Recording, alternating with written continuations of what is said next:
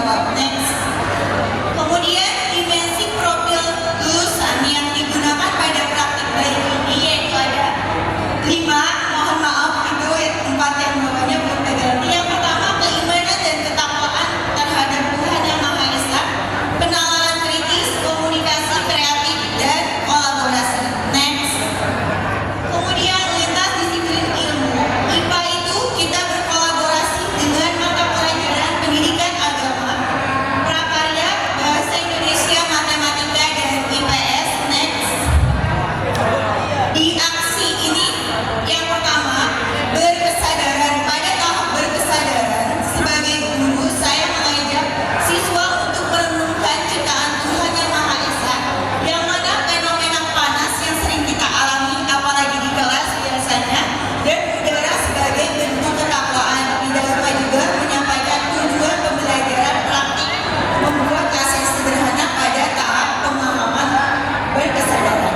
Kemudian di tahap aksi yang kedua itu tahap mengaplikasikan, di mana di sini pembelajarannya itu bermakna anak-anak membuat sendiri aset sederhana, merakit sendiri aset sederhana, dan tidak pula dibagi juga beberapa siswa atau dalam kelompoknya ada yang mempraktikkan, ada yang mendokumentasikan.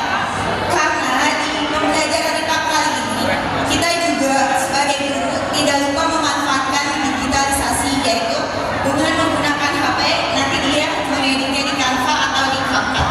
Next.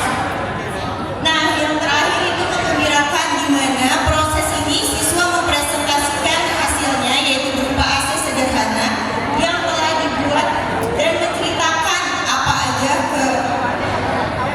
pengalaman yang paling menarik selama kegiatan. Nah, Bapak dan Ibu semuanya bisa melihat hasil dari siswa-siswi SMPN Negeri 2 Karangbahagia dengan men-scan barcode tersebut. Next. Nah, di sini hasilnya itu secara signifikan, cara siswa merasakan proses belajar itu sangat terlihat, di mana respon siswa dan minatnya itu sangat meningkat karena dia mempraktekkan langsung. Nah, next, di sini ada hasil belajarnya.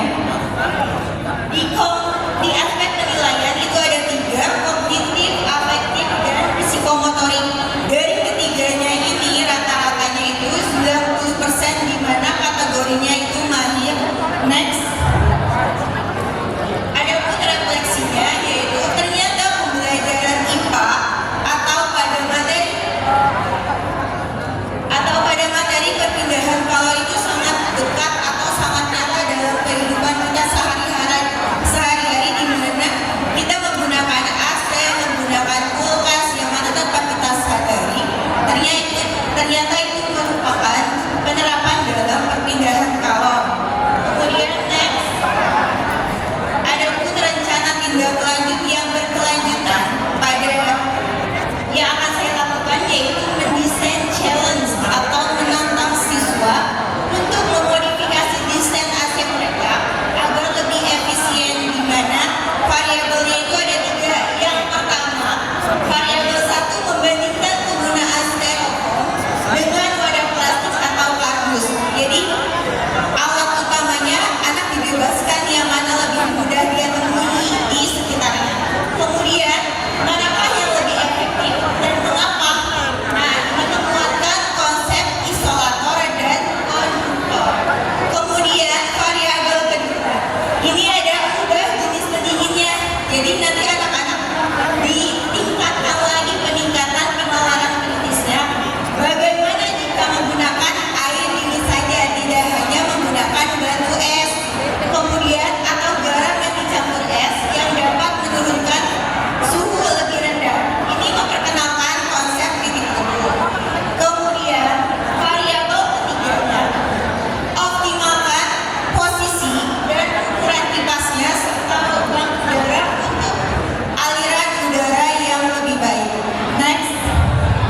Nah, ini dokumentasi siswa-siswi SMPN Negeri 2 Karangbahagia, yang mana hasilnya itu ada yang menggunakan jerigen, ada yang plastik, ada yang menggunakan twin wall.